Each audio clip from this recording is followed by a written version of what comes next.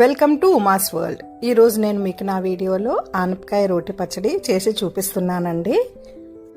ఇలా నేను ఒక ఆనపకాయని తీసుకున్నాను. ఇది శుభ్రంగా వాష్ చేసుకొని ముక్కలుగా కట్ చేసి పెట్టుకోవాలి.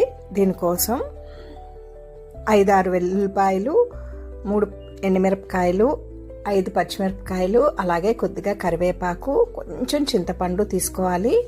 ఇప్పుడు స్టవ్ వెలిగించుకొని కళాయి పెట్టుకొని అందులో ఆయిల్ వేసుకొని ఆయిల్ హీట్ అయిన తర్వాత 1 స్పూన్ జీలకర్ర, 1 స్పూన్ ధనియాలు, అలాగే మనం ఇలా రెడీ చేసి ఉంచుకున్నటువంటి పచ్చిమిరపకాయ మిశ్రమాన్ని వేసుకొని ఒకసారి బాగా కలుపుకోవాలి. ఇది సిమ్లో పెట్టుకొని కలుపుకోవాలండి. ఇప్పుడు కొద్దిగా కరివేపాకు వేసుకొని వేగిన తర్వాత ఒక బౌల్లోకి తీసుకొని చల్లార్చుకోవాలి.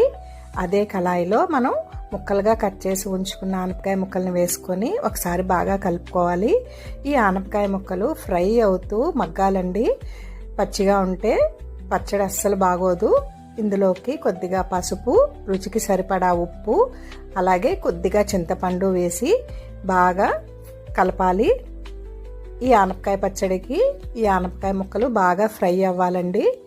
అప్పుడే బాగుంటుంది టేస్టు. ఈ వీడియో కనుక మీకు నచ్చినట్లయితే లైక్ చేయండి, షేర్ చేయండి, సబ్స్క్రైబ్ చేసుకొని సపోర్ట్ చేయండి. రోటీ పచ్చడి కదా, ఇలా రోలు శుభ్రంగా వాష్ చేసుకొని కడిగి శుభ్రంగా తుడుచుకొని పెట్టుకోవాలి. ఇలా మూత పెట్టుకొని 5-6 నిమిషాల పాటు ఈ ఆనపకాయ ముక్కల్ని ఫ్రై చేస్తూ మగ్గించుకోవాలండి. ఇలా ఫ్రై అయిన ఆనపకాయ ముక్కల్ని ఒక ప్లేట్లో వేసుకొని చల్లార్చుకోవాలి. ఇప్పుడు మనం రెడీ చేసి ఉంచుకుని పచ్చిమిరపకాయ ముక్కల్ని రోట్లో వేసుకొని బాగా దంచుకోవాలి.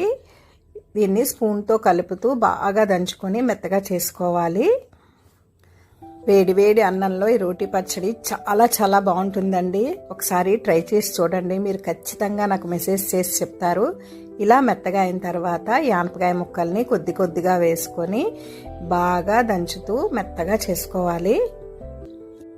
ఈ ఆనపకాయ ముక్కల్ని స్పూన్తో కలుపుతూ బాగా మెత్తగా దంచుకోవాలండి. అంతే, ఈ ఆనపకాయ రోటి పచ్చడి రెడీ అయిపోయింది. ఇప్పుడు దీనిని ఒక బౌల్లోకి తీసుకుందాము. ఈ ఆనపకాయ రోటి పచ్చడి వేడివేడి అన్నంలో చాలా చాలా బాగుంటుందండి. మీరు కూడా ఒకసారి ట్రై చేసి చూడండి.